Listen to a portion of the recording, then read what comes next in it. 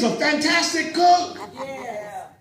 I wouldn't go to her and say, come follow me, I'll make you a fisher, because that's not her skill set. So when he said, come follow me, I'll make you a fisher of men, he said that to men that were already good at fishing. They were already expert. They had that skill set.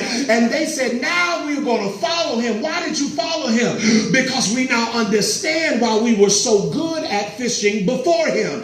We understand why we were so good at casting a net and catching before him. And when he came along, his mouth sounded like our skills, and we recognize a connection. It is no accident that you are good at what you're good at. You're just waiting for the kingdom to say, I can use that. Let me show you how. I can use your concern for others. It's social work initially, and you're being concerned and involved in the community, but you're not an activist. You are an evangelist in the making, because God will use your skill sets to blow purpose on a kingdom assignment. So Luke, the doctor, was recruited because he was talented in some way. And his purpose was to start writing this book we call the book of Acts. But again, he wrote the Gospel of Luke first.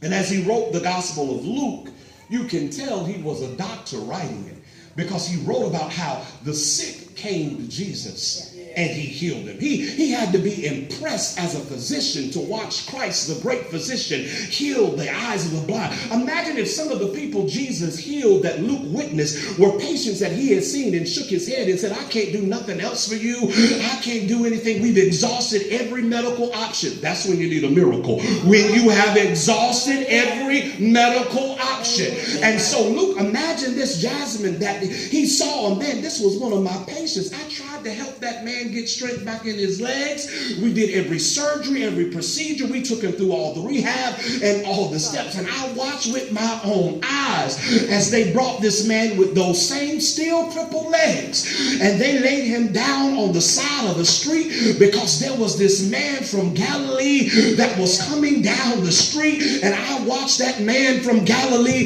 look at that man and say, son, take up your bed, rise and walk. And I saw the same patient that I diagnosed as permanently paralyzed.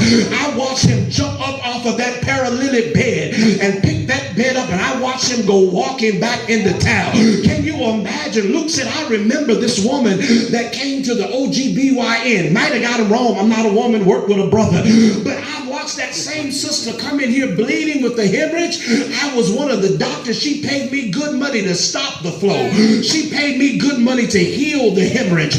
But I did all that I could do, and there was no hope. And I had to tell Sister Girl, I'm sorry, but I fear